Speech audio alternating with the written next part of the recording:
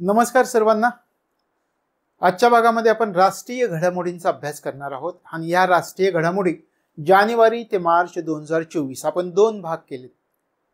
एक 2024 चा भाग आणि 2024 पूर्वीच्या 23 च्या। जिथं जिथं 2023 च्या करंट अफेअर्स तिथे नमूद केलेलं आहे की या 2023 च्या आहेत आणि जिथं जिथं 2024 च्या आहेत तिथे नमूद केलेलं हे 2024 च्या आहेत। तर राष्ट्रीय घडामोडी आपण अभ्यासतोय साधारणपणे 3 ते 4 टप्प्यांमध्ये आपल्या जानेवारी ते मार्च 2024 च्या सर्व राष्ट्रीय घडामोडी या ठिकाणी संपतील। तर मग आणि राष्ट्रीय घडामोडी अभ्यासताना थोडंसं विद्यार्थ्यांचं मत लक्षात घेऊन आपण रचना केलेली आहे। तो प्रश्न आणि त्या प्रश्नाच्या माध्यमातून उत्तर आणि त्याच्यावरती चर्चा की जेणेकरून त्यातले सगळे मुद्दे तुमच्यासाठी क्लिअर करता येतील अशा प्रकारची रचना आपण करतो। शिवाय याच्या काही नोट्स पण आहेत, त्या नोट्स पण आपण ग्रुपमध्ये पाठवतो। मग ज्यांना नोट्स मिळत नसतील तर त्यांनी त्या ठिकाणी कमेंट करून सांगणं गरजेचं आहे, नाव स्वतःचं सांगणं गरजेचं आहे आणि त्या ठिकाणी तुमचा नंबर देणं गरजेचं आहे किंवा त्या ठिकाणी तुम्हाला व्हॉट्सॲपची लिंक दिलेली आहे, त्या ह्याच्यामध्ये लेक्चरच्या खाली आहे पहा लिंक आहे किंवा टेलिग्रामची लिंक दिलेली आहे। तर ह्या नोट्स समोर ठेवून जर तुम्ही अभ्यास केला तर तुमच्या त्या नोट्स लगेच कंप्लीट होतील आणि लिहिण्याचं वाचेल। दुसरी गोष्ट, ज्यावेळी हे लेक्चर पूर्ण होईल जानेवारी ते मार्च 2024चं राष्ट्रीय घडामोडींचं त्यावेळी तुम्हाला काही ऑब्जेक्टिव्ह क्वेश्चन्स असतील की तुम्ही जो अभ्यास केलाय तर तो अभ्यास कितपत आहे तपासून पाहण्यासाठी। एकदा का हे लेक्चर पाहिलं नोट्स समोर ठेवून आणि ते ऑब्जेक्टिव्ह क्वेश्चन सोडवलाय की तो भाग तुमचा पक्का होत जाणार आहे। मग 2024-25चं जे आपल्याला वेळापत्रक दिलंय तर त्याच्यामध्ये 15 पैकी तुम्हाला 12 ते 13 मार्क सहजपणे पडतील। आणि आत्ता आपण जे करतोय ते 5 जानेवारीच्या परीक्षेसाठी खरं तर कालावधी खूप कमी आहे, पण त्याच्यामध्ये सुद्धा आपण 10 किंवा 10+ मार्क घेऊन पुढे जाणार आहोत। तशा प्रकारे आजच्या भागाला आपण सुरुवात करतोय राष्ट्रीय घडामोडी 2024। राष्ट्रीय घडामोडी 2024 मध्ये जे महत्त्वाचे मुद्दे त्या महत्त्वाच्या मुद्द्यांकडे लगेच आपण जाऊयात। हे पहा, जगामधील सर्वात लांब 2 लेनचा बोगदा सेला बोगद्याचं उद्घाटन कोठे करण्यात आलेलं आहे? लक्षात आले, जगातील सर्वात लांब बोगदा तुम्हाला या ठिकाणी दिसतात। 2 लेन म्हणतोय आपण, सेला बोगद्याचे 2 लेन या ठिकाणी पाहताय तुम्ही। तर हा ऍक्च्युअल पिक्चर आहे आणि हे आतलं पिक्चर। तर हे 2 लेन तुम्हाला दिसत आहेत। अशा प्रकारे जगातील सर्वात लांब 2 लेनचा बोगदा, त्या बोगद्याचं नाव काय आहे हे पण आपल्याला विचारतील। सेला बोगदा असं त्याचं नाव आहे। त्या बोगद्याचं उद्घाटन कुठे झालेलं आहे? त्या बोगद्याचं उद्घाटन तवांग या ठिकाणी झालेलं आहे। हे जे आपण पाहतोय तर हे तवांग या ठिकाणी तवांग या ठिकाणी कुठे आहे? तवांग आहे अरुणाचल प्रदेशामध्ये। आता या ठिकाणी एपीचा अर्थ आंध्र प्रदेश असा पण होतो, मग आपण या ठिकाणी अरुणाचल प्रदेश पूर्ण नाव लिहूयात, अरुणाचल प्रदेश। लक्षात आलं, जगातील सर्वात लांब 2 लेनचा जो बोगदा आहे त्या बोगद्याचं नाव काय हे सुरुवातीला आपण लक्षात घेतलं, सेला बोगदा आहे। आणि तो सेला बोगदा कोणत्या ठिकाणी याचं उद्घाटन झालंय 2024 मध्ये? तर तवांग जिल्हा अरुणाचल प्रदेश। हे 2 लेनचा बोगदा तुम्ही पाहता, आतून असणारं picture, real picture, actual picture आपण या ठिकाणी पाहता। आता एकेका गोष्टीवरती चर्चा करू। सेला बोगद्याचं उद्घाटन झालंय मार्च 2024 मध्ये, आपल्या देशाचे पंतप्रधान नरेंद्र मोदी यांच्या हस्ते याचं उद्घाटन झालंय। आणि आता सेला बोगदा का तयार करण्यात आला, सरकारने एवढा मोठा खर्च का केला? तुम्ही जो विचार केला तर सरकारने हा जो बोगदा दिसतोय ना याच्यासाठी 825 कोटी रुपये खर्च केले। मग विचार करा एवढा खर्च का केला? सरकार काय म्हणताय, हवामान कोणत्याही प्रकारचं असू द्या, सर्व हवामानामध्ये आपल्याला या अरुणाचल प्रदेशामधील तवांग किंवा अरुणाचल प्रदेशाला कनेक्टिव्हिटी प्रदान करता आली पाहिजे, लगेच पोहोचता आलं पाहिजे। मग आपल्याला त्यासाठी काय काय हवंय? मग सरकारच्या लक्षात आलं की अशा प्रकारचा एक बोगदा असण्याची गरज आहे। मग तो बोगदा सरकारने तयार केला, त्याला नाव दिलं सेला बोगदा। आता काय होणार आहे या सेला बोगद्यामुळं? तर सेला नावाची खिंड आहे, ती खिंड ओलांडून हे जे तवांग आहे या तवांगला सर्व हवामानामध्ये कनेक्टिव्हिटी प्रदान करणं शक्य होणार आहे। लक्षात आलं? तर अशा प्रकारे हा 2 लेनचा जगातला सर्वात लांब बोगदा आपल्या देशात तयार झालाय. बोगद्याचं नाव तुम्हाला सांगितलं, सेला बोगदा. नरेंद्र मोदींच्या हस्ते त्याचं उद्घाटन झालेलं आहे. आता विचार करा, हा बोगदा किती फूट उंचीवर आहे असं तुम्हाला वाटतंय? साधारणपणे तुम्ही जर विचार केला तर हा बोगदा 13,000 फूट उंचीवरती आहे. म्हणजे हे पण लक्षात ठेवावं लागेल की या बोगद्याची वैशिष्ट्य आहे. आणि याचं उद्देश पण मी तुम्हाला सांगितलं. काय उद्देश आहे? ज्यावेळी सेला खिंड आपल्याला ओलांडायची त्यावेळी हे जे तवांग आहे त्या तवांगला सर्व प्रकारच्या हवामानामध्ये आपल्याला कनेक्टिव्हिटी प्रदान करता आली पाहिजे. हा उद्देश. 13,000 फूट उंचीवरती जगातील सर्वात लांब 2 लेनचा बोगदा आहे. लक्षात आलं? आता आणखी आपल्याला काय विचारतील, हा बोगदा कोणत्या पर्वतरांगेमध्ये आहे असं तुम्हाला विचारलं तर सेला चारबेला पर्वतरांग. सेला चारबेला पर्वतरांग. कोणत्या पर्वतरांगेमध्ये हा बोगदा आहे? सेला चारबेला पर्वतरांग. या पर्वतरांगेमध्ये हा बोगदा आहे. किती लांबी आहे या बोगद्याची? सर्वात लांब असं आपण म्हणतो. हे जे ज्यावेळी आपण असं म्हणतो ना सर्वात लांब, त्याची लांबी 1555 मीटर. 1555 मीटर एवढी त्याची लांबी आहे. मी तुम्हाला सांगितलं 825 कोटी रुपये खर्च करून हे तयार करण्यात आलेलं आहे. लक्षात आलं? आता हा बोगदा कोणी तयार केला? ह्याची बांधणी कोणी केली? याची बांधणी केली BRO न. BRO बॉर्डर रोड ऑर्गनायझेशननं याची बांधणी केलेली, निर्मिती कोणी केलेली आहे? लक्षात आलं? आता अशा प्रकारचा बोगदा करताना कोणत्या प्रकारच्या पद्धतीचा वापर करण्यात आलेला आहे? टनेलिंग पद्धत असते. एक टनेल तयार करण्याची पद्धत, त्याला टनेलिंग पद्धत म्हणतात. मग कोणत्या प्रकारच्या टनेलिंग पद्धतीनं या प्रकारचा बोगदा तयार करण्यात आलेला आहे? तर न्यू ऑस्ट्रियन टनेलिंग पद्धतीनं हा बोगदा जो तयार केला. कोणत्या पद्धतीनं? न्यू ऑस्ट्रियन टनेलिंग पद्धत.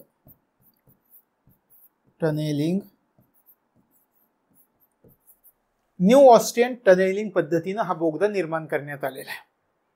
लक्षात आलं? आणि हा जो बोगदा आहे तो कोणत्या रस्त्याचा भाग आहे हे पण आपण या ठिकाणी विचारामध्ये घेऊयात. याचा विचार केला तर बालीपारा चारिद्वार या रस्त्याचा भाग आहे. कोणत्या रस्त्याचा भाग आपण या ठिकाणी उल्लेख केला तर बालीपारा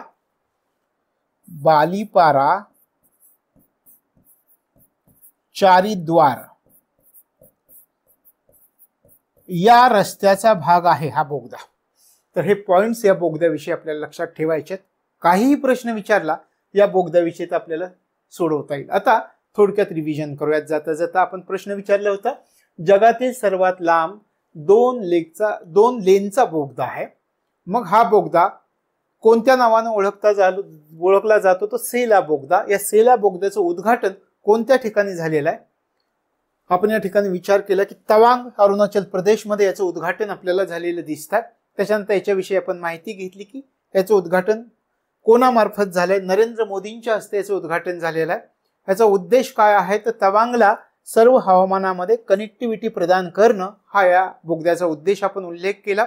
त्याच्यानंतर हा किती फूट उंचीवर आहे याचा आपण विचार केला. 13,000 फूट उंचीवर आहे हे आपल्या लक्षामध्ये आलं. त्याच्यानंतर आपण विचार केला की हा बोगदा कोणत्या पर्वतरांगेमध्ये येतो? तर मग आपल्या लक्षात आलं की सेला चारबेला नावाची पर्वतरांग आहे. या पर्वतरांगेमध्ये हा बोगदा येतो. त्याच्यानंतर आपण विचार केला हा सर्वात लांब म्हणतोय तर मग किती मीटर? तर 1555 मीटर लांब आहे असा आपण विचार केला. आणि कोणी निर्मिती केली? तर BRO न निर्मिती केलेली, बॉर्डर रोड ऑर्गनायझेशननं निर्मिती केलेली. त्याच्यानंतर हा बोगदा तयार करताना कोणत्या टनेलिंग पद्धतीचा वापर केलाय? तर न्यू ऑस्ट्रियन टनेलिंग पद्धतीचा वापर केलेला आहे. अशा प्रकारे हा जगातील सर्वात लांब 2 लेनचा बोगदा, सेला बोगदा, याविषयी एवढी माहिती आपल्याला लक्षामध्ये ठेवावी लागेल. त्याच्यानंतर हे एक बालीपार चारिद्वार याचा पण आपण विचार केला. हा जो बोगदा आहे तो कोणत्या रस्त्याचा भाग आहे? बालीपार चारिद्वार या रस्त्याचा भाग आहे. अशा प्रकारे सेला बोगदा तुमच्या लक्षामध्ये राहील. पुढच्या प्रश्नाकडे येऊयात. पुढचा प्रश्न कोणता आहे पहा. जागतिक चांगल्या पद्धती, ज्ञानाची देवाणघेवाण आणि महिलांचे आरोग्य आणि उद्योजकता या क्षेत्रातील गुंतवणूक एकत्र आणणे या उद्देशानं कोणत्या अलायन्सची स्थापना जानेवारी 2024 मध्ये करण्यात आलेली आहे? एक अलायन्सची स्थापना झाली. सुरुवातीला त्या अलायन्सचा उद्देश पण सांगण्यात आलेले. काय काय उद्देश सांगितले, काय काय करायचंय? जगामधल्या सगळ्यात चांगल्या पद्धती घ्यायच्या आहेत, ज्ञानाची देवाणघेवाण करायची आहे, महिलांचं आरोग्य पाहायचं आहे, त्यांचं शिक्षण पाहायचं आहे, उद्योजकता या क्षेत्रामधील सगळी गुंतवणूक एकत्र आणायची आहे. या उद्देशानं काय केलेलं आहे? तर या उद्देशानं एका अलायन्सची स्थापना करण्यात आलेली जानेवारी 2024 मध्ये. आपल्याला विचारलंय त्या अलायन्सचं नाव काय? त्या अलायन्सचं नाव आहे alliance for global good.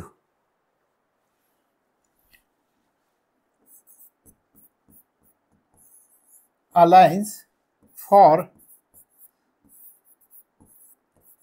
Global good या अलायन्सची स्थापना स्त्रियांसाठी. या ठिकाणी तुम्हाला दिसतात स्मृती इराणी आणि हे alliance for global good, gender equality and equality. तशा प्रकारे स्त्रियांसाठी केलेली ही महत्वाची. आणि त्या अलायन्सचं नाव काय हे आपल्याला माहिती पाहिजे. Alliance for global good. आपण कशा कशाचा विचार केला? जगातील चांगल्या पद्धती, त्यांची देवाणघेवाण करायची आहे, महिलांचं आरोग्य, महिलांचं शिक्षण, महिलांसाठी असणारी उद्योजकता या क्षेत्रातील गुंतवणूक एकत्र करायची या उद्देशानं एका अलायन्सची स्थापना करण्यात आली. त्या अलायन्सला अलायन्स फॉर ग्लोबल गुड असं म्हटलं गेलेलं आहे. आणि हे कुठं झालंय? भारतामध्ये झालेलं आहे. हे लक्षामध्ये ठेवायचं. आता अलायन्स फॉर ग्लोबल गुडची स्थापना करण्यात आली असं आपण म्हणतो. याची स्थापना कोणत्या परिषदेमध्ये झाली हे पण विचारते. याची स्थापना झाली WEF वर्ल्ड इकॉनॉमिक फोरमच्या परिषदेमध्ये. याची स्थापना कोणत्या परिषदेमध्ये झाली? या अलायन्सची स्थापना जागतिक आर्थिक मंचाच्या परिषदेमध्ये म्हणजे W इकॉनॉमिक फोरमच्या परिषदेमध्ये झालेली आपल्याला दिसून येते. सहकार्य कोणत्या संस्थेने केलेलं आहे? बिल गेट्स यांची संस्था आहे. कुठली? Bill and Melinda Gates foundation. कोणी सहकार्य केलं? Bill and Melinda Gates foundation या संस्थेला कोणाचं आर्थिक सहाय्य लाभलेलं आहे? बिल अँड मेलिंडा गेट्स फाउंडेशनचं सहकार्य लाभलंय. तिसरा मुद्दा आपल्याला कळाला की याला सहकार्य कोणाचं लाभलेलं आहे हे लक्षामध्ये ठेवायचं. ठीक आहे. आता तुम्हाला विचारतील अलायन्स फॉर ग्लोबल गुड याला नेटवर्क पार्टनर म्हणून कोण आहे? याचं नेटवर्क पार्टनर म्हणून WEF आहे. WEF याचं नेटवर्क पार्टनर लक्षात आलं. WEF याचं नेटवर्क पार्टनर आहे. अलायन्स फॉर ग्लोबल गुडचं नेटवर्क पार्टनर म्हणून कोणती संस्था आहे जागतिक स्तरावरील? तर वर्ल्ड इकॉनॉमिक फोरम आहे. अलायन्स फॉर ग्लोबल गुड याची संस्थात्मक भागीदार कोण असणार आहे? याची संस्थात्मक भागीदार आपण या ठिकाणी म्हणूयात संस्थात्मक भागीदार. याचे संस्थात्मक भागीदार कोण असणार आहे? संस्थात्मक भागीदार आहे इन्व्हेस्ट इंडिया. संस्थात्मक भागीदार इन्व्हेस्ट इंडिया ही संस्थात्मक भागीदारी. किती पॉइंट्स आहेत पहा याच्यामध्ये वेगवेगळे. आपण त्याचा विचार केला काय काय आहे, कोणाच्या पुढे आपल्याला हे पण विचारतील. अलायन्स फॉर ग्लोबल गुड याच्या या परिषदेची जी स्थापना झाली कोणत्या देशाच्या पुढाकारानं याची स्थापना करण्यात आलेली? याची जी स्थापना झाली आहे ते भारताच्या पुढाकारानं याची स्थापना झालेली आहे. लक्षात आलं. तशा प्रकारे याची घोषणा कुठे केलेली होती? तर दिल्लीमध्ये जी G20ची परिषद भरली होती त्या G20च्या दिल्ली घोषणापत्रामध्ये याचं मूळ आढळून येतं. अशा प्रकारची जर विधानं विचारली तर तुम्हाला हे लक्षामध्ये राहील. आता याच्यावरती आणखी आपल्याला माहिती पाहायची. त्याच्या अगोदर हे सगळे जे मुद्दे आहेत ते आपल्याला माहिती असणं गरजेचं आहे. त्याच्यावरती एकदा चर्चा करूयात. आपला प्रश्न सुरुवातीला आपण म्हणूयात की स्त्रियांसाठी करायचा आहे काय काय करायचं आहे? जगातल्या चांगल्या पद्धती, ज्ञानाची देवाणघेवाण, महिलांचं आरोग्य, शिक्षण, त्यांची उद्योजकता या क्षेत्रातली जी गुंतवणूक आहे ती एकत्र आणायची आहे. त्या उद्देशानं अलायन्स फॉर ग्लोबल गुड या परिषदेची स्थापना करण्यात आलेली आहे. ठीक आहे, याची स्थापना झाली, आपण विचार केला. आणि मग याची स्थापना कधी झाली आहे ते इथं सांगितलंय, जानेवारी 2024 मध्ये याची स्थापना करण्यात आलेली आहे. त्यानंतर आपण विचार केला याची स्थापना झाली, याला सहकार्य करणारं कोण आहे, तर या ठिकाणी बिल अँड मेलिंडा गेट्स फाउंडेशननं याला सहकार्य केलंय. लक्षात आलं, अलायन्स फॉर ग्लोबल गुडला कोणी सहकार्य केलंय, बिल अँड मेलिंडा गेट्स फाउंडेशननं सहकार्य केलंय. त्याच्यानंतर आपण विचार केला की याचं नेटवर्क पार्टनर कोण असणार आहे. आपल्या लक्षात आलं कोण असणार आहे, WEF हे नेटवर्क पार्टनर आहे. नेटवर्क पार्टनर म्हणून कोण असणार आहे याचा, या परिषदेचा, तर नेटवर्क पार्टनर म्हणून जागतिक आर्थिक मंच असणार आहे, वर्ल्ड इकॉनॉमिक फोरम असणार आहे. त्याच्यानंतर आपण विचार केला की याचा संस्थात्मक भागीदार कोण आहे, संस्थात्मक भागीदार इन्व्हेस्ट इंडिया आहे. लक्षात आलं, हे मुद्दे आपल्याला माहिती असणं गरजेचं आहे. पुन्हा आपण विचार केला अलायन्स फॉर ग्लोबल गुडची स्थापना करण्यात आली, कोणत्या देशाच्या पुढाकारानं ही स्थापना करण्यात आली, भारत या देशाच्या पुढाकारानं ही स्थापना करण्यात आलेली.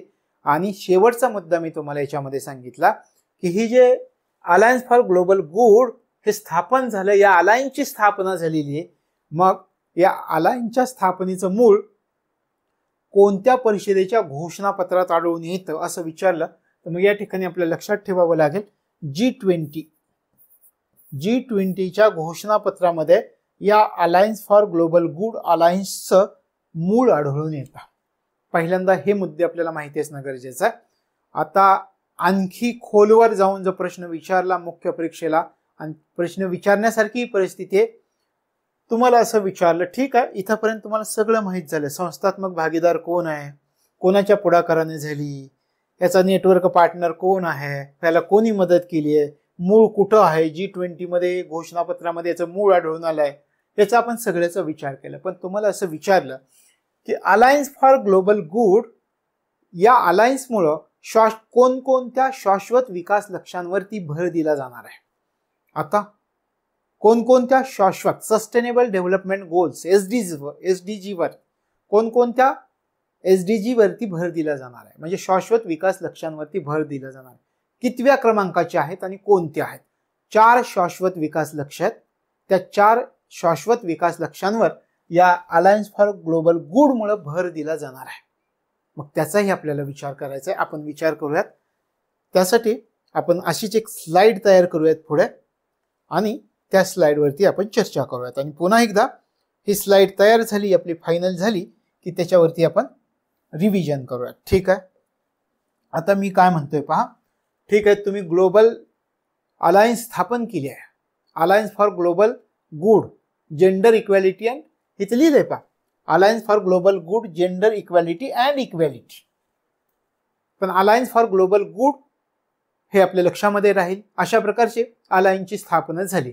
आता आपल्याला काय विचार करायचा आहे की अशा प्रकारच्या अलायन्सची स्थापना झाली खरी, पण हे अलायन्स कोणकोणत्या शाश्वत विकास लक्ष्यांवरती भर देणार आहे, कोणत्या SDGs वर भर. लक्षात आलं, हे जे अलायन्स आहे ते कोणत्या शाश्वत विकास लक्ष्यांवर सस्टेनेबल डेव्हलपमेंट गोल्स म्हणजे शाश्वत विकास लक्ष्यांवरती भर देणार आहे. मग सुरुवातीला कोणत्या क्रमांची शाश्वत विकास लक्ष्य आहेत हे आपल्याला माहिती पाहिजे. आपण विचार करूयात कोणत्या 4 लक्ष्यांवरती भर दिलं जात आहे.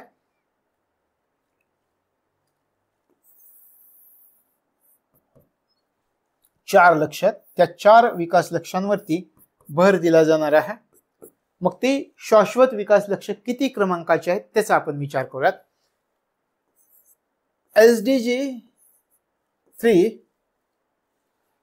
वरती घेऊयात आपण.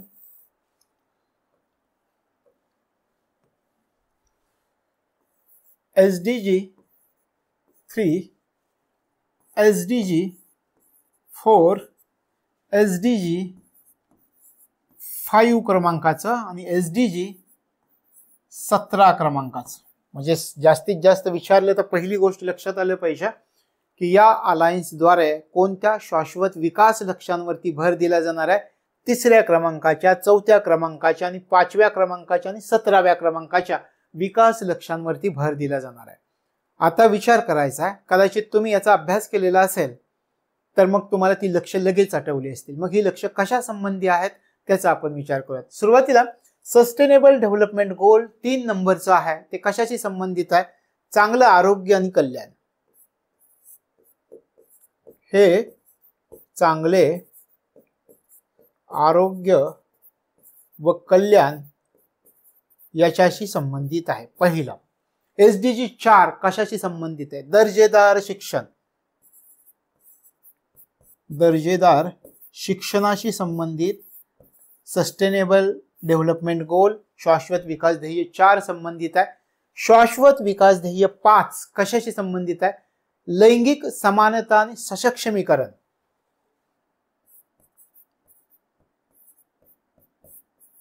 लैंगिक समानता व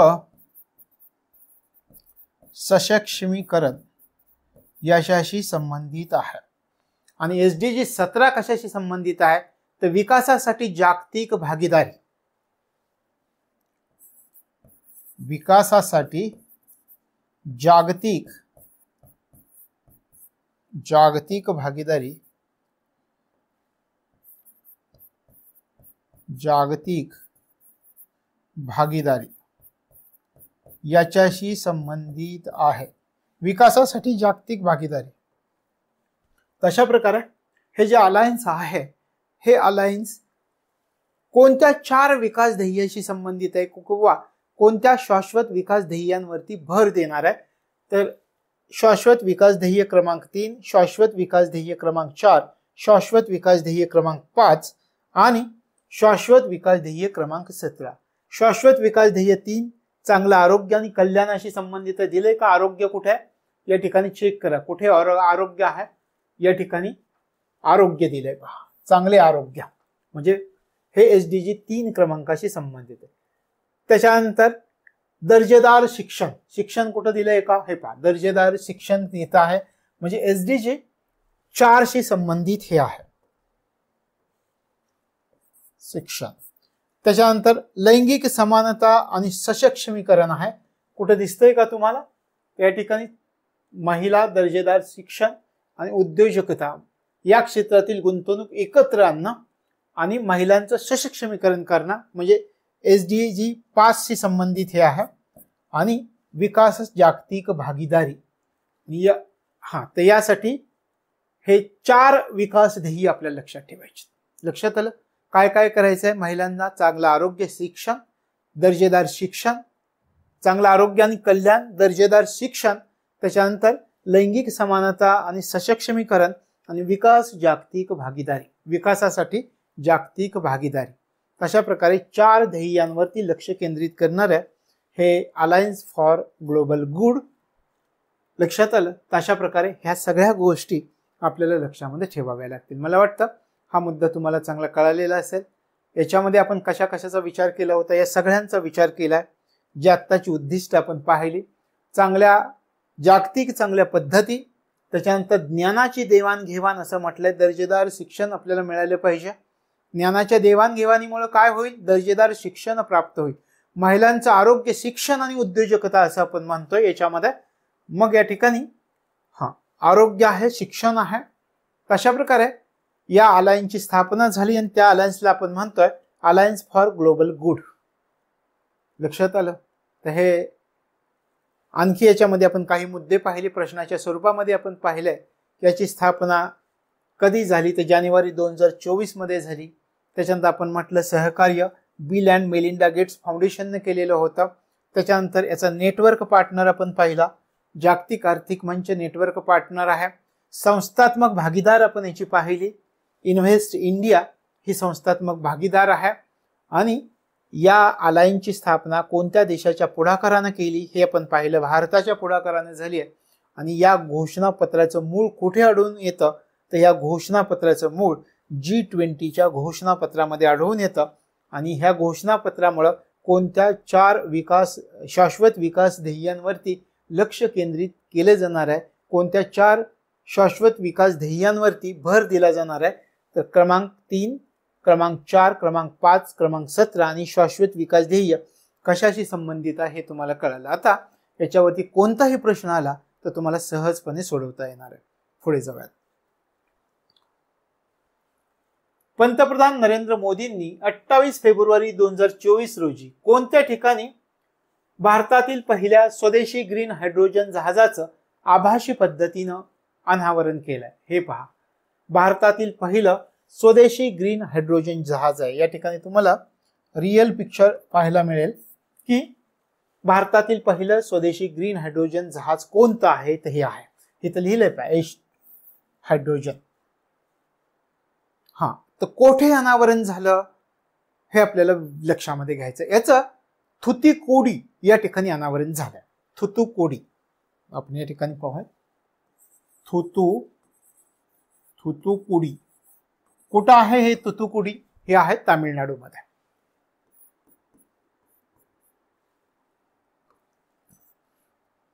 कोठे अनावरण झालेलं आहे? महत्वाचा प्रश्न. सगळे महत्वाचे मुद्दे आपण सुरुवातीला घेतोय. थुतुकुडी तामिळनाडू या ठिकाणी याचं अनावरण झालंय. भारतातलं पहिलं स्वदेशी ग्रीन हायड्रोजन जहाज आहे. तामिळनाडूमध्ये थुतुकुडी नावाचं ठिकाण आहे, त्या ठिकाणी याचं अनावरण झालं. कोणी बांधलंय हे जहाज? कोचिन शिपयार्ड लिमिटेडनं. एक एक मुद्दा आपण पाहत. बांधणी, कोणी बांधणी केली याची बांधणी केली आहे Cochin shipyard limited. Cochin shipyard limited यानं बांधणी केली. चला, दुसरा मुद्दा आपल्या लक्षात आलं. अशा प्रकारचं हायड्रोजन जहाज आहे. कुठे त्याचं अनावरण झालं? थुतुकुडी तामिळनाडू. बांधलंय कोणी? कोचिन शिपयार्ड लिमिटेडनं बांधलंय. हे जे जहाज दिसतंय याची लांबी किती आहे? त्याची लांबी आहे 24 मीटर. 24 मीटर त्याची लांबी 24 मीटर आहे. लक्षात आलं? किती प्रवासी घेऊन जाऊ शकतं हे जहाज? हे जहाज 50 प्रवासी घेऊन जाऊ शकतं. 50. या ठिकाणी दिसतंय का? पहा ना, तिकडे घेतो. 50 प्रवासी घेऊन जाण्याची क्षमता या जहाजाची. लक्षात आलं? लांबी किती? 24 मीटर. किती प्रवासी घेऊन जाऊ शकेल? 50 प्रवासी घेऊन जाऊ शकेल. लक्षात आलं? याच्यामध्ये आपण म्हणतो हायड्रोजन जहाज. 5 सिलेंडर बसवलेत हायड्रोजनचे. 40 किलो हायड्रोजन त्याच्यामध्ये समाविष्ट होऊ शकेल अशा प्रकारचे हायड्रोजनचे 5 सिलेंडर त्याच्यामध्ये बसवले गेलेले आहेत. शिवाय सोलर पॅनल पण आहे याच्यामध्ये. किती किलोवॅटचा सोलर पॅनल आहे याचा जर तुम्ही विचार केला त्याच्यामध्ये जो सोलर पॅनल आहे तो 3 kW चा सोलर पॅनल आहे. म्हणजे ह्या जहाजाबद्दल तुम्हाला संपूर्ण माहिती आली आहे सर, की कोणत्या प्रकारचं जहाज आहे, त्याची क्षमता किती आहे, किती प्रवासी बसून जाऊ शकतात, त्याची लांबी किती आहे, किती सिलेंडर आहेत हे पण आपण चर्चा केली. 5 सिलेंडर आहेत त्याच्यामध्ये आणि 40 किलो हायड्रोजन त्याच्यामध्ये बसण्याची क्षमता आहे त्या 5 सिलेंडरमध्ये. सोलर पॅनल पण बसवला याच्यावरती. हा जो दिसतोय तुम्हाला इथे कदाचित दिसत नसेल पण इथे इथे इथे हा सोलर पॅनल बसवलेला आहे आणि त्याची क्षमता किती आहे तर 3 kW चा हा सोलर पॅनल आहे. लक्षात आलं? तशा प्रकारे हा या प्रश्नाची थोडक्यात आपण रिव्हिजन करूयात. याचं उद्घाटन कधी झालंय पहा, 28 फेब्रुवारी 2024 रोजी याचं उद्घाटन झालं. आणि कोणत्या ठिकाणी? हे भारतातल्या पहिल्या स्वदेशी ग्रीन हायड्रोजन जहाजाचं आभासी पद्धतीनं अनावरण झालंय तर थुतुकुडी तामिळनाडू या ठिकाणी झाले. सगळ्यात महत्वाचं थुतुकुडी तामिळनाडू या ठिकाणी अनावरण झालंय आपल्यासाठी. त्याच्यातनं एखादं विधान जर विचारलं तर कुठं बांधलंय तर मग आपल्याला हे मुद्दे थोडेसे लक्षात ठेवावे लागतील. बांधणी झाली कोचिन शिपयार्ड लिमिटेडमध्ये. त्याच्यानंतर आपण विचार केला की याच्यावरती सोलर पॅनल बसवलेत, त्याची क्षमता 3 kW ची आहे. त्याच्यानंतर आपण विचार केला लांबी किती आहे, लांबी 24 मीटर आहे. किती प्रवासी बसू शकतात? 50 प्रवासी त्या ठिकाणी बसू शकतात असं आपण विचार केला. आता आणखी एक गोष्ट तुम्हाला जाता जाता सांगतो. हे भारतातलं पहिलं स्वदेशी ग्रीन हायड्रोजन जहाज कोणत्या ठिकाणी तैनात केलं जाणार आहे? हा आणखी जर प्रश्न विचारला तर मग आपल्याला लक्षात ठेवावं लागेल हे जे जहाज आहे ते कोणत्या ठिकाणी तैनात केलं जाईल तर हे जहाज वाराणसी.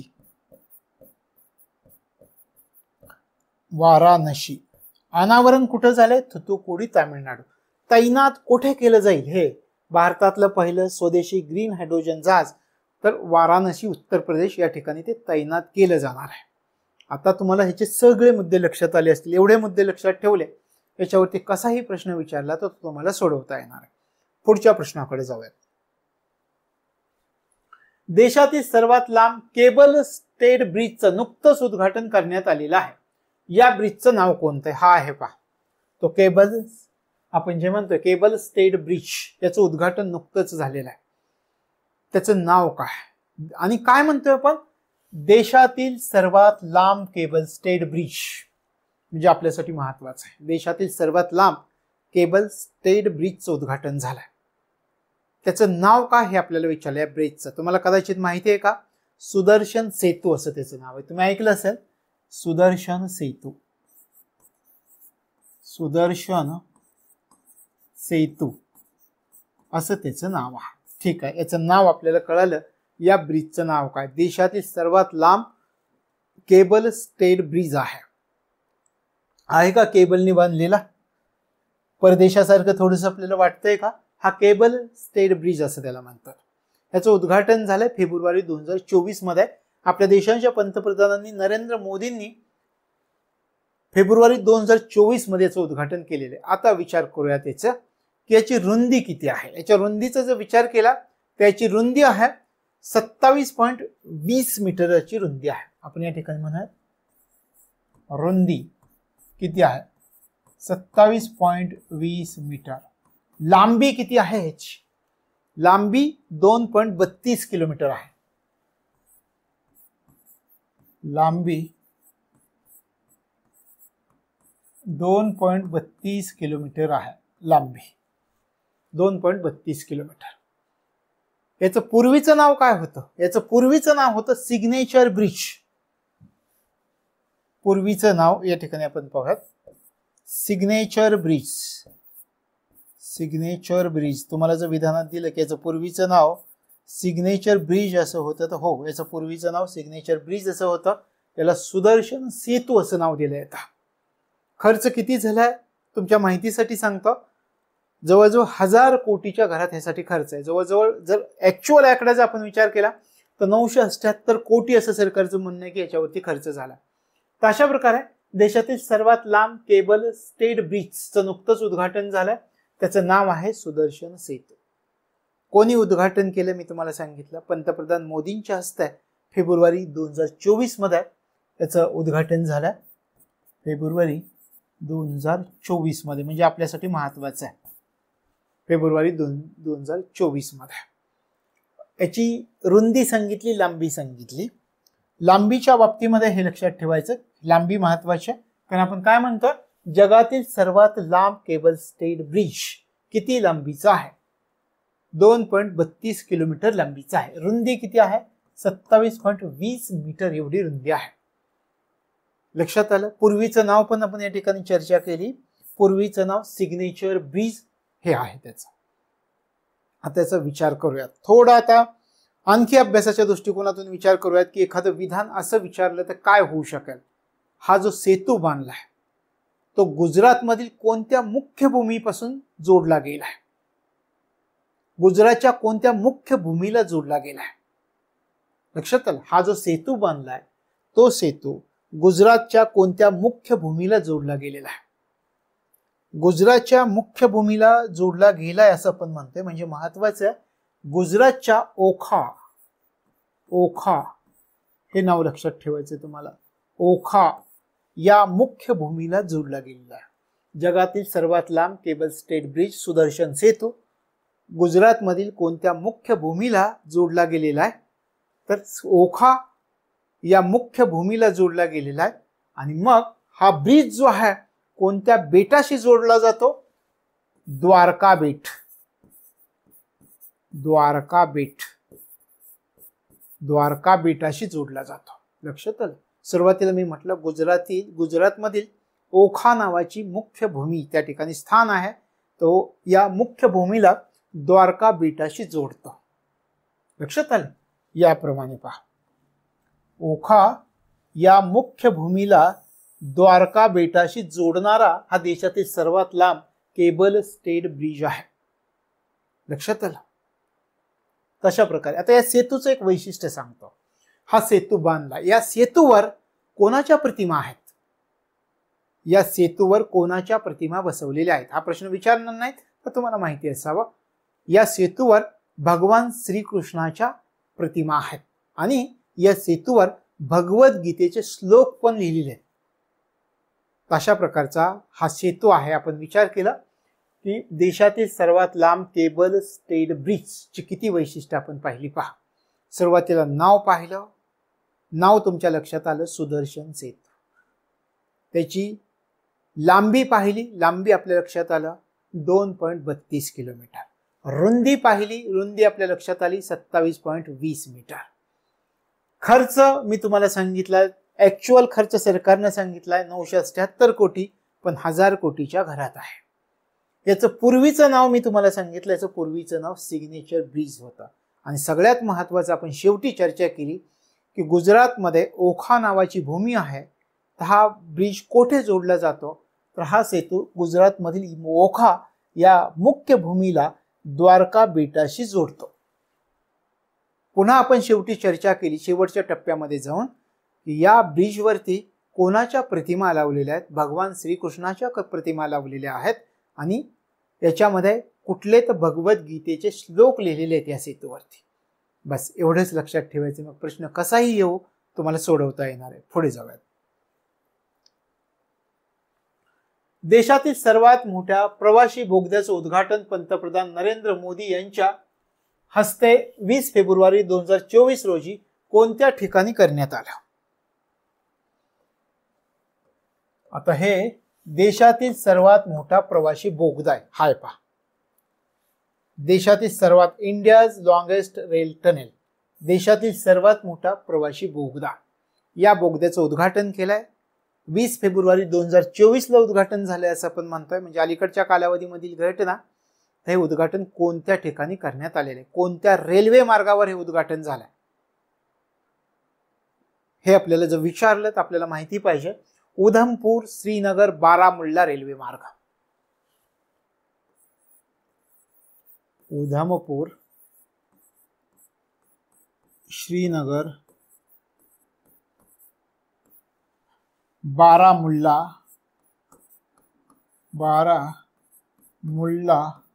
रेल्वे मार्ग. उधमपूर श्रीनगर बारामुल्ला रेल्वे मार्ग इथे उद्घाटन झालं. भारतातील सर्वात मोठा प्रवासी बोगदा. या बोगद्याचं उद्घाटन आपल्या देशातील पंतप्रधानांनी केलंय. फेब्रुवारी 2024 मध्ये केलंय. कोणत्या ठिकाणी केलं? कोणत्या मार्गावरती केलाय? उधमपूर श्रीनगर बारामुल्ला रेल्वे मार्ग. हे पहिलं तुम्हाला या मुद्द्यामधलं लक्षात ठेवावं लागणार, मग पुढच्या गोष्टी येतील. लक्षात आलं? आता याची थोडक्यात माहिती आपण पाहूया. काय झालं याच्यामुळं? हा जो बोगदा देशातील सर्वात मोठा प्रवासी बोगद्याचं उद्घाटन झालं, या मार्गावरती झालं. या बोगद्यामुळं आपल्या देशाचा फायदा काय झाला? जम्मू खोरं काश्मीरशी रेल्वेनं जोडलं गेले. प्रथमच जम्मू खोरं आणि काश्मीर हे रेल्वेने जोडलं गेलं नव्हतं आतापर्यंत, स्वातंत्र्य प्राप्तीपासूनच्या काळापासून इतकी वर्ष. मग या बोगद्यामुळे काय झालं तर आपलं जे जम्मू खोरं आहे ते काश्मीर खोऱ्याशी रेल्वे मार्गाने जोडलं गेलं. कदाचित हे पण विचारतील की जम्मू खोरं काश्मीर खोऱ्याशी रेल्वे मार्गाने कोणत्या बोगद्यामुळे जोडलं गेलेलं आहे? तर हा बोगदा आहे पहा. कोणत्या मार्गावर? उधमपूर श्रीनगर बारामुल्ला रेल्वे मार्गामुळे हे खोरं जोडलं गेलं. म्हणजे महत्वाचा फायदा तुमच्या लक्षामध्ये आला. लक्षात आलं काय झालं या बोगद्यामुळं? दुसरी गोष्ट आपण पाहूयात. जम्मू खोरं कोणाशी जोडलं गेलं?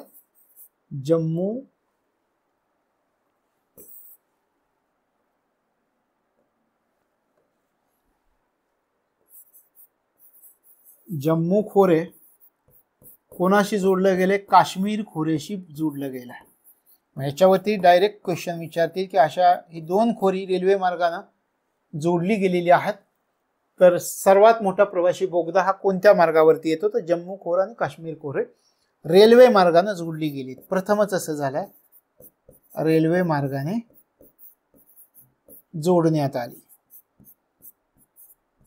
रेल्वे मार्गाने जोडण्यात आली। चला पहिला सगळ्यात महत्वाचा मुद्दा या बोगद्याचा तुमच्या लक्षात आलं की हा बोगदा किती महत्वाचा होता। आता विचार करा, हे जोडलं गेलाय, या हा जो टप्पा आहे त्या टप्प्याची लांबी किती आहे, किती किलोमीटर लांब आहे हा टप्पा, लक्षात आलं? हा टप्पा किती किलोमीटर लांब आहे असं तुम्हाला विचारलं तर लक्षात ठेवायचं, हा जो टप्पा आहे तो 48 किलोमीटर लांब, 48 किलोमीटर लांब हा टप्पा आहे। म्हणजे टप्पा किती किलोमीटर लांबीचा आहे, 48 किलोमीटर लांबीचा टप्पा आहे, लक्षात आलं? आता 48 किलोमीटर लांबीच्या टप्प्यामध्ये हा जो आहे आपण म्हणतोय जम्मू खोरं काश्मीर खोरं रेल्वे मार्गाने जोडलं गेलं, आणि हा टप्पा किती किलोमीटर लांबीचा सांगितला, हे जे जोडलं गेलंय एकूण टप्पा 48 किलोमीटर लांबीचा आहे। ठीक आहे, ह्या 48 किलोमीटर लांबीमध्ये या बोगद्याची लांबी किती, लक्षात आलं? कोण कोण जोडलं गेलं, जम्मू खोरं काश्मीर खोरं रेल्वे मार्गाने जोडलं गेलं, टप्पा किती होता, 48 किलोमीटरचा होता। मग त्या 48 किलोमीटरचा जर आपण विचार केला तर या टप्प्यामध्ये हा बोगदा किती किलोमीटर लांबीचा आहे, हा टप्पा जो आहे तो 12.77 किलोमीटर लांबीचा आहे, बोगद्याचा टप्पा 12.77 किलोमीटर लांबीचा आहे, लक्षात आलं? आणि हा टप्पा कोणत्या दोन गावांच्या किंवा स्थानकांच्या दरम्यान आहे, 12.77 किलोमीटरचा हा जो बोगद्याचा टप्पा आहे तो खारी ते सुंबर दरम्यान येतो, खारी ते सुंबर दरम्यान हा टप्पा येतो, खारी ते सुंबर। आता तुमच्या एक गोष्ट लक्षात येत आहे, खरं विचार केला तर या बोगद्याचं काम झालं होतं सुरू 2010 मध्ये, पण त्यावेळच्या सरकारचं दुर्लक्ष झालं असेल किंवा काम संत गतीने चालू असेल। मग नवीन सरकारने काय केलं की आल्यानंतर हे किती महत्वाचं हे जाणून घेतलं आणि अशा प्रकारचा बोगदा तयार करायला सुरुवात केली, आणि आता तो बोगदा पूर्ण झालाय। या बोगद्याला आणखी एक नाव सुद्धा आहे, आपण जे म्हणतोय या बोगद्याला, त्याला T50 असं सुद्धा म्हणतात। या बोगद्याला T50 या नावाने सुद्धा ओळखलं जातं, या बोगद्याला T50 या नावाने ओळखलं जातं। अशा प्रकारचा हा बोगदा आहे, लक्षात आलं? संपूर्ण माहिती पाहिली आपण, इंडियाज लॉंगेस्ट रेल टनेल याविषयी सगळी, कोणत्या मार्गावर आहे, उधमपूर श्रीनगर बारामुल्ला रेल्वे मार्गावरती आहे हे आपण पाहिलं। सगळ्यात महत्वाचं वैशिष्ट्य आपण पाहिलं की हा बोगदा तयार केलाय, देशातील सर्वात मोठा प्रवासी बोगदा आहे। मग या बोगद्यामुळे फायदा काय होईल तर जम्मू खोरं आणि काश्मीर खोरं रेल्वे मार्गाने प्रथमच जोडलं गेलं एकमेकाशी, लक्षात आलं? आता आपण म्हटलं हा जो टप्पा आहे तो 48 किलोमीटर लांबीचा आहे, लक्षात आलं? या टप्प्यामध्ये हा बोगदा किती किलोमीटर लांबीचा आहे, 12.77 किलोमीटर। हा बोगदा कुठे येतो, खारी ते सुंबर दरम्यान हा बोगदा येतो, असं आपण पाहिलं। या बोगद्याला एक नाव दिलं होतं, मी तुम्हाला सांगितलं T50 हे त्याचं नाव आहे, या नावाने सुद्धा हा बोगदा ओळखला जातो। आणखी एक गोष्ट तुम्हाला सांगतो, टप्प्याची एकूण लांबी 48 किलोमीटर असं आपण म्हणतो।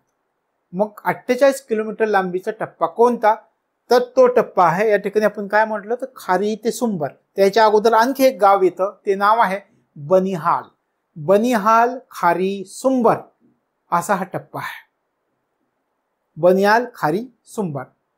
आणि या ठिकाणी हा टप्पा मी तुम्हाला सांगतो, एक मिनिट, हा टप्पा कसा आहे पहा, तुम्हाला दाखवतो, किंवा या ठिकाणी आपण असं करूयात, हेच पिक्चर पुढे घेऊयात म्हणजे आणखी चांगले समजेल।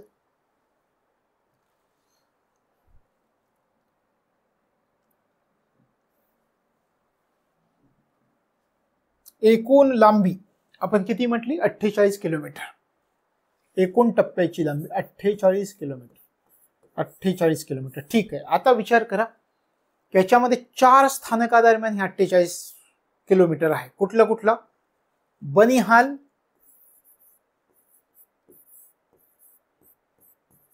खारी, सुंबर आणि आणखी एक स्थानक येतं म्हणजे पूर्णपणे त्याची माहिती आपल्याला याच्यामध्ये कळेल. तर संगलदन नावाचं स्थानिक आहे. संगलदन. 48 किलोमीटरचा जो टप्पा आहे बनिहाल, खारी, सुंबर, संगलदन दरम्यान आहे. या टप्प्यामध्ये या दोन स्थानकादरम्यान हा बोगदा आहे. या टप्प्यामध्ये 48 किलोमीटरचा हा टप्पा आहे. या टप्प्यामध्ये खारी ते सुंबर दरम्यान हा टप्पा आहे. लक्षात आलं कितीचा टप्पा मी तुम्हाला सांगितलं? खारी ते सुंबर दरम्यान हा टप्पा 12.77 किलोमीटर, 12.77 किलोमीटरचा हा टप्पा आहे. लक्षात आलं. आणि या टप्प्याला आपण काय म्हणतो? या टनेलला T50 नावाने सुद्धा ओळखलं जातं. तशा प्रकारे हे एवढी माहिती लक्षात ठेवली, मग कसाही प्रश्न याच्या विषयी विचारला, कोणतंही विधान विचारलं तुम्हाला, तर ते सोडवता येईल. बघून घ्या. देशातील सर्वात मोठा प्रवासी बोगदा प्रश्न विचारतो, येत आहेत का पहा. कोणत्या मार्गावरती आहे? उधमपूर, श्रीनगर, बारामुल्ला रेल्वे मार्गावरती आहे. दुसरा प्रश्न की या बोगद्यामुळं कोणता महत्वाचा फायदा झालाय? जम्मू खोरं आणि काश्मीर खोरं प्रथमच रेल्वे मार्गाने जोडलं गेलेलं आहे असं आपण म्हटलं. त्याच्यानंतर आपण म्हटलं या टप्प्याची एकूण लांबी किती? या ठिकाणी आपण विचार केला बनिहाल, खारी, सुंबर आणि संगलदन दरम्यान याची लांबी 48 किलोमीटर आहे. याच्यामध्ये खारी ते सुंबर दरम्यान हा टनेल येतो. किती किलोमीटरचा हा टनेल? 12.77 किलोमीटरचा आहे. लक्षात आलं. तशा प्रकारे हा प्रश्न तुमच्या लक्षात येईल की कोणत्या मार्गावरती आहे. लक्षात आलं. पुढच्या प्रश्नाकडे जाऊया.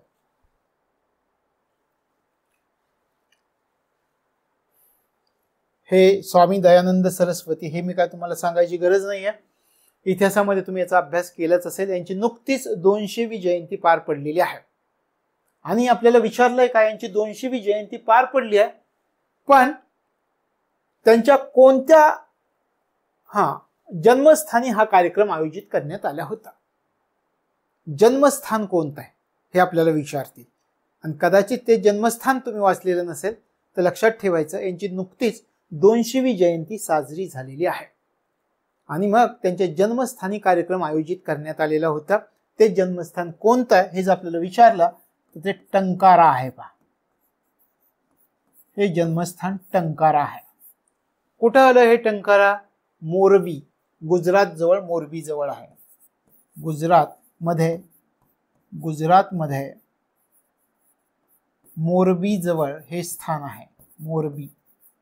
मोरबी जवळ हे स्थान फक्त लक्षात ठेवा की त्यांचं जन्मस्थान कोणतं होतं? टंकारा. बाकीचे प्रश्न तुम्ही केलेलेच असतील. नुकतंच त्यांची जयंती साजरी करण्यात आलेली आहे. जयंती कधी साजरी झाली? 11 फेब्रुवारी 2024 मध्ये यांची जयंती साजरी झालेली आहे. त्यांच्या जन्मस्थानी साजरी झाली. त्यांच्या जन्मस्थानाने टंकारा.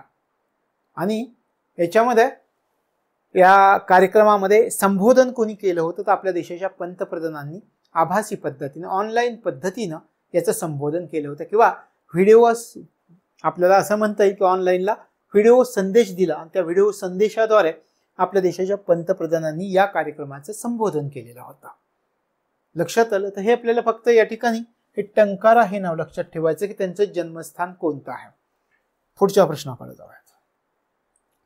देशातील पहिली पाण्याखालील मेट्रो कोणत्या शहरामध्ये सुरू झाली आहे? पाण्याखालील मेट्रो हे आपल्याला माहिती पाहिजे. पाण्याखालील मेट्रो कोणत्या शहरामध्ये सुरू झाली आहे? कोलकाता ह्या शहरामध्ये सुरू झाली आहे. कोलकाता ह्या शहरामध्ये सुरू झाली. म्हणजे सरळ लक्षात ठेवा, हे ऍक्च्युअल पिक्चर त्या ठिकाणचं आहे की देशातील पहिली पाण्याखालील मेट्रो कोणत्या शहरामध्ये सुरू झाली आहे? कोलकाता शहरामध्ये सुरू झाली आहे. आणि 2024 मध्ये 6 मार्च 2024 आपल्याला सांगता येईल की 6 मार्च 2024 मध्ये ही कोलकाता शहरामध्ये सुरू झालेली आहे. देशातील पहिली पाण्याखालील मेट्रो कोलकाता या ठिकाणी. कोणत्या नदीच्या खालून जाते हे पण विचारतील. ही कोणत्या नदीच्या खालून जाते? ही जाते हुगळी नदीच्या खालून जाते. हुगळी नदीच्या खालून हुगळी कोणत्या नदीच्या खालून जाते हे पण विचारलं जाऊ शकेल. कोणत्या शहरात सुरू झाली हे पण पाहिलं, कोलकाता शहरामध्ये. कोणत्या नदीच्या खालून जाते, तर हुगळी नदीच्या खालून जाते. विचार करा खर्च किती केला असेल. नदीच्या खालून रेल्वे चालली आहे. आपण काय म्हणतोय, पाण्याखालील मेट्रो चाललेली आहे. किती खर्च झाला असेल, 5,000 कोटी पर्यंत खर्च झाला. ऍक्च्युअल सरकारनं दिलाय 4,960 कोटी रुपये, म्हणजेच 5,000 कोटीच्या घरात याचा खर्च झालाय. तुमच्या माहितीसाठी, आपल्याला खर्च नाहीत विचारणार. बोगद्याची लांबी किती हे पण विचारते. बोगद्याची लांबी किती, या बोगद्याची लांबी जी आहे 520 मीटर. बोगद्याची लांबी किती आहे, 520 मीटर एवढी बोगद्याची लांबी आहे. आता या ठिकाणी आपण म्हटलंय की पाण्याखालील मेट्रो कोलकाता या ठिकाणी सुरू झाली, हुगळी नदीच्या खालून जात आहे. हुगळी नदीच्या किती मीटर खोलवर बोगदा आहे असं पण विचारते. हुगळी नदीच्या किती मीटर खोलवर बोगदा आहे, काय सांगता येईल? किती मीटर खोलीवर हा बोगदा आहे? हुगळी नदीच्या 13 मीटर खोलीवर हा बोगदा आहे. 13 मीटर खोलीवर हा बोगदा आहे.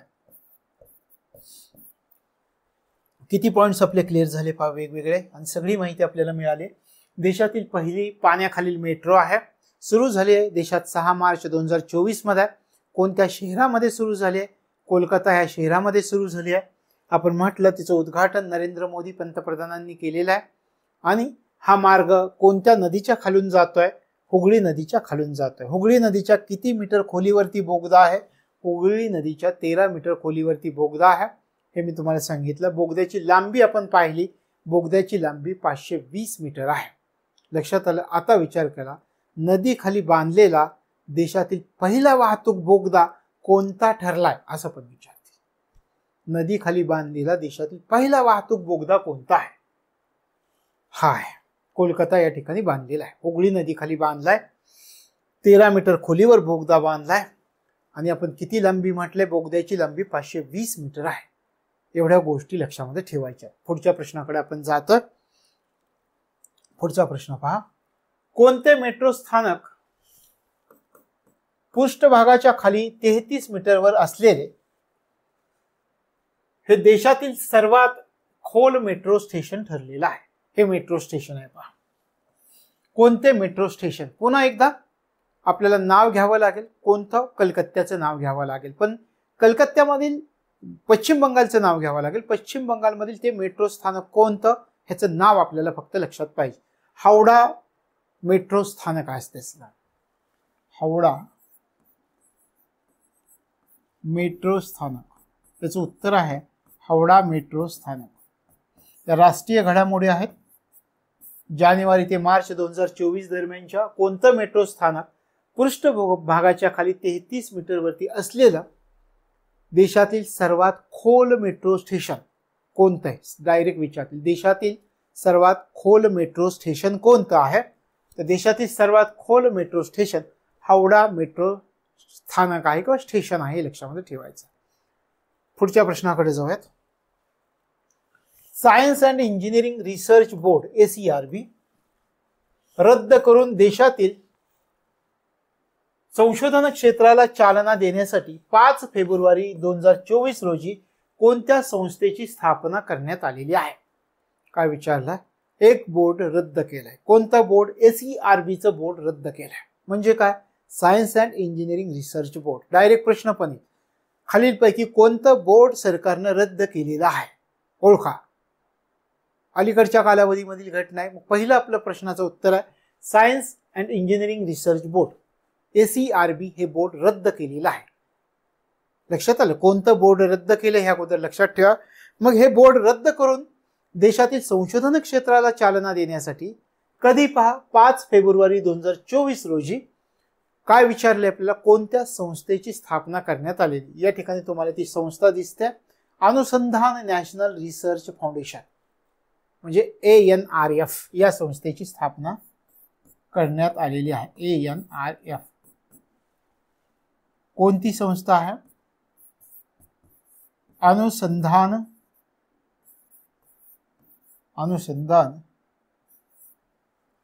अनुसंधान नॅशनल रिसर्च फाउंडेशन. त्या ठिकाणी तुम्हाला कदाचित दिसत नसेल, दिसत असेल, या ठिकाणी मी सांगतो, नॅशनल रिसर्च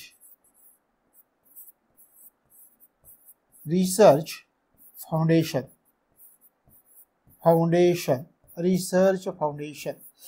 अनुसंधान नॅशनल रिसर्च फाउंडेशन. लक्षात आलं, एक बोर्ड रद्द केलाय आणि देशामध्ये संशोधन क्षेत्राला चालना देण्यासाठी एका संस्थेची स्थापना करण्यात आलेली आहे. त्या संस्थेचं नाव आहे अनुसंधान नॅशनल रिसर्च फाउंडेशन. लक्षात आलं, तर हे लक्षामध्ये ठेवायचं. आणि हे जे नियामक मंडळ आहे त्याचा अध्यक्ष कोण आहे? या नियामक मंडळ जे याच्यासाठी आहे, त्या नियामक मंडळाचे अध्यक्ष आपल्या देशाचे पंतप्रधान आहे. लक्षात आलं. याच्यासाठी 5 वर्षासाठी खर्चाची तरतूद पण केली आहे. 5 वर्षामध्ये किती खर्च केला जाणार आहे? 5 वर्षासाठी खर्च, एक तुमच्या माहितीसाठी सांगतो, किती खर्च केला जाऊ शकेल? 50,000 कोटींची तरतूद केली. 50,000 कोटी म्हणजे किती महत्वाचं आहे पहा. आणि त्याला नाव पण काय दिलंय? नाव दिलंय देशातील संशोधन क्षेत्राला चालना द्यायची. एवढा खर्च करणं गरजेचं आहे का? हो. संशोधन क्षेत्राला चालना दिली, जागतिक उत्पादनामध्ये हब बनायचं, आपल्याला भारताला जगाची बाजारपेठ बनायचं, नवीन संशोधनाला चालना दिली पाहिजे. मग त्याला पायाभूत सुविधाही तशाच पुरवल्या पाहिजेत. पूर्वीचं बोर्ड रद्द केलाय, science and engineering research board, आणि आता नवीन संशोधन क्षेत्राला चालना देण्यासाठी ANRF ची स्थापना केली आहे. त्याचं नाव लक्षात ठेवायचं आहे, अनुसंधान नॅशनल रिसर्च फाउंडेशन. लक्षात आलं, हे लक्षामध्ये ठेवायचं आहे. आता ह्याचे सुरुवातीचे प्रभारी CEO कोण आहे? चीफ एक्झिक्युटिव्ह ऑफिसर कोण आहे? त्यांचं नाव आहे अभय करंदीकर. याचे CEO कोण आहेत? डॉक्टर अभय करंदीकर. अभय, तर हे लक्षामध्ये ठेवायचं, डॉक्टर अभय करंदीकर आहेत. कोण आहेत हे अभय करंदीकर? महत्वाची व्यक्ती असणार आहे का? हो, महत्वाची व्यक्ती. मग सध्या कोणत्या पदावर आहेत? केंद्रीय विज्ञान तंत्रज्ञान सचिव कोण आहे आपल्या देशामध्ये? अभय करंदीकर आहेत. लक्षात आलं. तशा प्रकारे एक बोर्ड रद्द केलं, देशातील संशोधन क्षेत्राला चालना द्यायची, अनुसंधान नॅशनल रिसर्च फाउंडेशनची स्थापना करण्यात आलेली. त्याचे CEO कोण आहेत? डॉक्टर अभय करंदीकर आहेत. आणि 5 वर्षासाठी खर्चाची तरतूद केली, 50,000 कोटी रुपयांची तरतूद केली. पुढच्या प्रश्नाकडे जाऊया. आजचा आपला हा शेवटचा प्रश्न सविस्तरपणे अभ्यासायचा. 75व्या प्रजासत्ताक दिनाचे प्रमुख पाहुणे कोण होते? यांच्या चित्रावरून तुमच्या लक्षात येईल कोण पाहुणे होते. हे फ्रान्सचे अध्यक्ष आहेत, इमॅन्युअल मॅक्रॉन असं त्यांचं नाव आहे. इमॅन्युअल मॅक्रॉन हे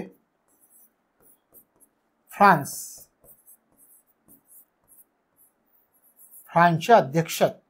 लक्षात आलं, फ्रान्सचे अध्यक्ष. तर हे आपल्या 75व्या प्रजासत्ताक दिनाचे प्रमुख पाहुणे होते. आता एक प्रश्न विचारतो, तुम्ही आठवायला सुरुवात करा. 75वा प्रजासत्ताक दिन साजरा झाला, याची थीम कोणती होती? 75व्या प्रजासत्ताक दिनाची थीम कोणती होती? त्याची थीम होती विकसित भारत आणि भारत लोकतंत्र की मातृका.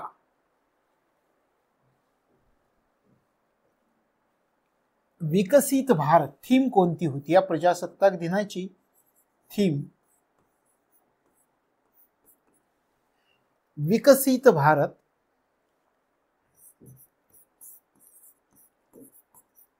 विकसित भारत आणि दुसरं वाक्य जोडलं होतं, भारत लोकतंत्र की मातृका. आणि भारत लोकतंत्र की मातृका, लोकशाहीची जननी माता असं म्हटलं. विकसित भारत आणि भारत लोकतंत्र की मातृका असं आपल्या 75व्या प्रजासत्ताक दिनाची थीम होती. आता काय काय घटना घडल्या याच्यावरती आपण चर्चेला सुरुवात करूयात. 75वा प्रजासत्ताक दिन, तुम्हाला त्याच्यामध्ये तुम्ही कदाचित हा वाचला असेल. मग 75व्या प्रजासत्ताक दिनानिमित्त मी काही माहिती तुम्हाला विचारतो, तर ती तुमची तयारी आहे का ते तुमच्या लक्षामध्ये येईल. 75वा प्रजासत्ताक दिन, सुरुवातीची सगळ्यात महत्वाची परीक्षेच्या दृष्टिकोनातून आपण माहिती पाहिली. इमॅन्युअल मॅक्रॉन हे आपले प्रमुख पाहुणे होते, फ्रान्सचे अध्यक्ष होते, हे आपल्या लक्षामध्ये आलं. आता त्या प्रजासत्ताक दिनामध्ये काही महत्वाच्या घटना घडलेल्या आहेत, त्यांच्याविषयी आपण चर्चा करू. काय झालं होतं या प्रजासत्ताक दिनामध्ये? आता पहा, एक फ्रेंच हवाई दल आहे, ते फ्रेंच हवाई दल याच्यामध्ये सामील झालेलं होतं, असं प्रथमच घडलेलं आहे. काय काय घडलं पहा. फ्रेंच हवाई दल या प्रजासत्ताक दिनामध्ये सामील झाले होते. तुम्हाला विधानामध्ये जर विचारलं फ्रेंच हवाई दल याच्यामध्ये सामील झालं होतं, फ्रेंच हवाई दल. लक्षात आलं, ही गोष्ट लक्षात आली. तशा प्रकारे हे फ्रेंच हवाई दल जे सामील झालं, अशा प्रकारचं दल सामील होणारा पहिला परदेशी देश ठरलाय फ्रान्स. कर्तव्य पथावरती हे फ्रेंच हवाई दल सामील झालेलं होतं. अशा प्रकारे कर्तव्य पथावरती एखाद्या परकीय देशाचं हवाई दल सामील होण्याची पहिली घटना घडलेली आहे, ही लक्षामध्ये ठेवायची. लक्षात आलं, ही महत्वाची घटना आहे. दुसरी घटना तुम्हाला विचारतो, लक्षात आलं, फ्रेंच हवाई दल कर्तव्य पथावर सामील झालं. अशा प्रकारे कर्तव्य पथावर फ्लाय पोस्ट मध्ये सामील होणारा पहिला परदेशी देश कोणता ठरलाय? फ्रान्स ठरलाय. दुसरी गोष्ट तुम्हाला असं विचारलं की एक महत्वाची घटना घडलेली होती की एक महिला त्रिसेवेची तुकडी सहभागी झाली होती याच्यामध्ये. मी तुम्हाला या ठिकाणी काय काय सांगते पहा. महिला त्रिसेवेची तुकडी याच्यामध्ये सामील झालेली होती. लक्षात आलं. आणि अशा प्रकारची महिला त्रिसेवेची तुकडी प्रथमच सामील झाली होती. या ठिकाणी तुम्ही असंही म्हणता, त्रिसेवेची तुकडी प्रथमच सामील. आणि कदाचित असं जर विचारलं की या प्रजासत्ताक दिनामध्ये महिला त्रिसेवेची प्रथमच तुकडी सामील झाली होती, ही तुकडी कोणाच्या नेतृत्वाखाली स्थापन झाली होती, कोणाच्या नेतृत्वाखाली सहभागी झाली होती ही तुकडी? आता पहा, महिला त्रिसेवेची प्रथमच एक तुकडी सामील झाली या प्रजासत्ताक दिनामध्ये. ही तुकडी कोणाच्या नेतृत्वाखाली सहभागी झाली होती? त्यांचं नाव काय आहे? त्यांचं नाव आहे कॅप्टन संध्या. कॅप्टन संध्या. कोणकोणत्या घटना घडल्यात या घटनांवरती तुमची नजर पाहिजे. फ्रेंच हवाई दल सामील झालं होतं कर्तव्य पथावर. असा पहिलाच परकीय देश आहे फ्रेंच की त्याचं फ्रेंच हवाई दल कर्तव्य पथावरती सामील झालेलं दिसलं. दुसरं मी तुम्हाला सांगितलं की या प्रजासत्ताक दिनामध्ये महिला त्रिसेवेची प्रथमच एक तुकडी सामील झाली होती. ती कोणाच्या अध्यक्षतेखाली सामील झालेली होती? तर कॅप्टन संध्या यांच्या अध्यक्षतेखाली सामील झालेली होती. लक्षात आलं. शिवाय या प्रजासत्ताक दिनामध्ये 100 महिलांचं एक वाद्य पथक सामील झालं होतं. 100 महिलांचं, हे तुम्ही सगळं बघितलेलं असेल. 100 महिलांचं वाद्य पथक सामील झालेलं होतं. 100 महिलांचं वाद्य पथक सामील झालेलं होतं. लक्षात आलं. आणि पहिल्यांदा जे पथसंचालन झालं त्या पथसंचालनामध्ये 100 महिलांचं एक वाद्य पथक सामील झालेलं होतं. लक्षात आलं. हे कुठं घडलंय? हे पण कर्तव्य पथावरतीच घडलेलं आहे. आणखी काय घटना? हे जे संचालन झालं 75व्या प्रजासत्ताक दिनाचं, ह्याच्यात फ्रान्स या देशाच्या 100 जवानांचं पथक सामील झालं होतं. फ्रान्सच्या 100 काय काय महत्वाच्या घटना 100 जवानांचे पथक, 100 जवानांचं पथक पण याच्यामध्ये सामील झाले होते. 100 महिलांचं वाद्य पथक होतं, फ्रान्सच्या 100 जवानांचं पथक होतं याच्यामध्ये सामील झालेलं. महाराष्ट्राचा विचार करा, महाराष्ट्राचं काय होतं. महाराष्ट्राचा चित्ररथ जो सामील झालेला होता तो कोणत्या संकल्पनेवर आधारित होता असं तुम्हाला विचारते. महाराष्ट्राचा चित्ररथ दिसला का तुम्हाला प्रजासत्ताक दिनामध्ये? पाहिलाय तुम्ही प्रजासत्ताक दिन? पण या ठिकाणी आपल्याला लक्षात काय घ्यायचं आहे की महाराष्ट्राचा चित्ररथ जो सादर करण्यात आला या प्रजासत्ताक दिनामध्ये तो कोणत्या संकल्पनेवर आधारित होता असं तुम्हाला विचारतील. छत्रपती शिवाजी महाराज लोकशाहीचे जनक या संकल्पनेवरती महाराष्ट्राचा चित्ररथ आपण म्हणतो या ठिकाणी.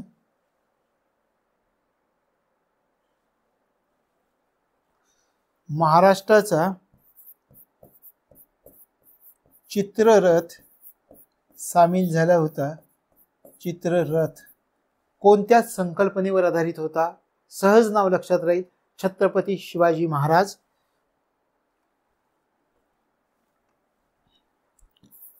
छत्रपती शिवाजी महाराज. तुम्हाला नोट्स मध्ये हे सगळ्यांची चित्र पण मी पाठवली, लक्षात आलं, पिक्चर सहित. कॅप्टन संध्या कोण आहे, महिला त्रिसेवेची तुकडी कशी सामील झाली, फ्रेंच हवाई दल कसं सामील झालंय, 100 महिलांचं वाद्य पथक तुम्हाला नोट्स मध्ये दाखवलंय, फ्रान्सच्या 100 जवानांचं पथक पण दाखवलंय तिथे, आणि महाराष्ट्राच्या चित्ररथ छत्रपती शिवाजी महाराज लोकशाहीचे जनक हे कसा चित्ररथ होता हे पण नोट्स मध्ये दाखवलंय. नोट्स समोर ठेवा, ह्यातलं काही लिहिण्याची गरज नाही. पुढे जाऊयात. छत्रपती शिवाजी महाराज लोकशाहीचे जनक. लोकशाहीचे जनक. लोकशाहीचे जनक. तर अशा प्रकारे 75व्या प्रजासत्ताक दिनामधील महत्वाच्या घटना हे लक्षामध्ये ठेवायचं. आणखी एक गोष्ट तुम्हाला जाता जाता सांगेल. ज्याप्रमाणे कॅप्टन संध्यांचं पाहिलं त्याप्रमाणे एक मेजर होत्या, त्यांचं नाव होतं सृष्टी खुल्लर असं त्यांचं नाव आहे. त्यांच्या नेतृत्वाखाली सुद्धा हे जी महिलांची तुकडी आहे ती या 75व्या प्रजासत्ताक दिनामध्ये कर्तव्य पथावर सामील झालेली होती. आता विचार करा, आपल्याला विचारतील की कर्तव्य पथावर कोणाच्या नेतृत्वाखाली सशस्त्र सेना वैद्यकीय सेवांची जी महिलाची तुकडी होती ती तुकडी सामील झालेली होती. असं प्रथमच कर्तव्य पथावरती घडलेलं होतं. लक्षात आलं काय म्हणतोय आपण? सशस्त्र सेना वैद्यकीय सेवांची महिला तुकडी. या ठिकाणी आपण म्हणूया सशस्त्र सेना सेना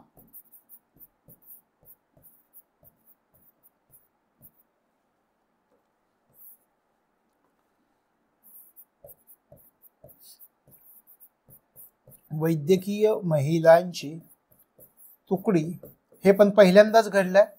कोणाच्या नेतृत्वाखाली ही सशस्त्र सेना वैद्यकीय महिलांची तुकडी कोणाच्या नेतृत्वाखाली सामील झाली होती असं जर विचारलं तर त्यांचं नाव आहे सृष्टी खुल्लर. त्यांचंही पिक्चर नोट्स मध्ये आहे.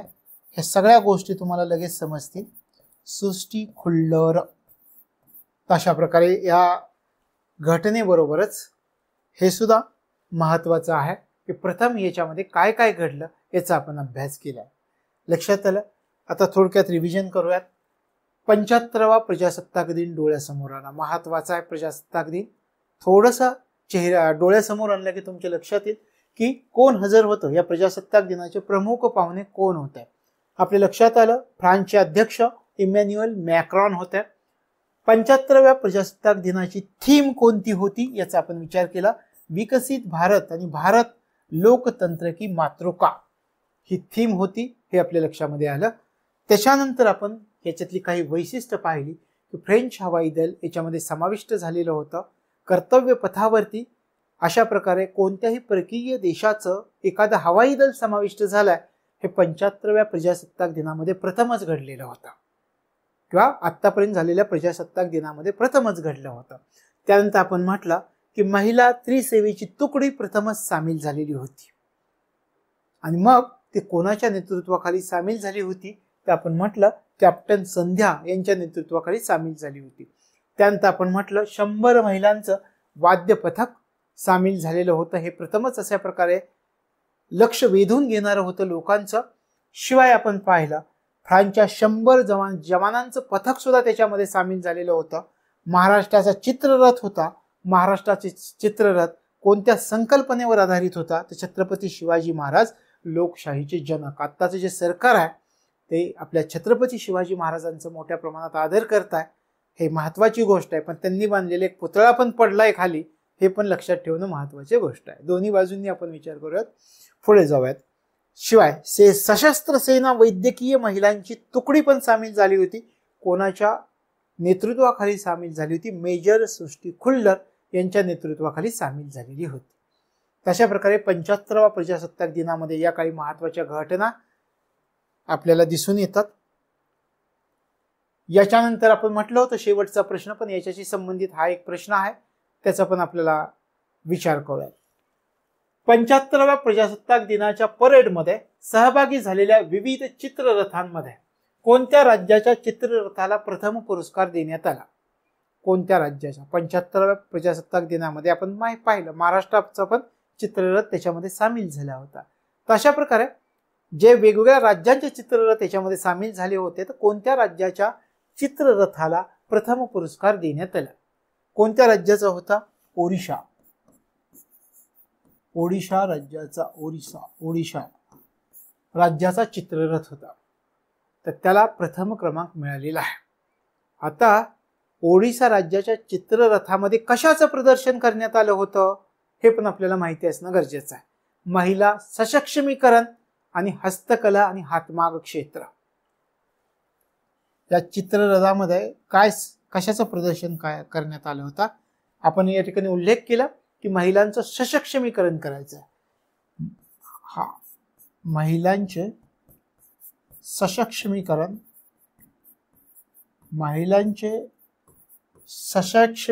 आणि हस्तकला आणि हातमाग क्षेत्र व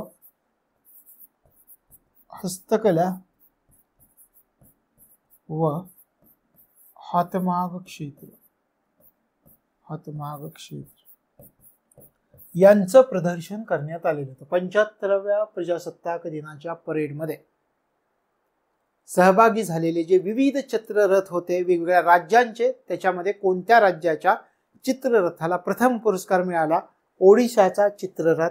ओडिशाच्या चित्ररथामध्ये कशाचं प्रदर्शन करण्यात आलेलं होतं? महिलांचे सशक्तीकरण आणि हस्तकला व हातमाग क्षेत्रांचं प्रदर्शन करण्यात आलेलं होतं.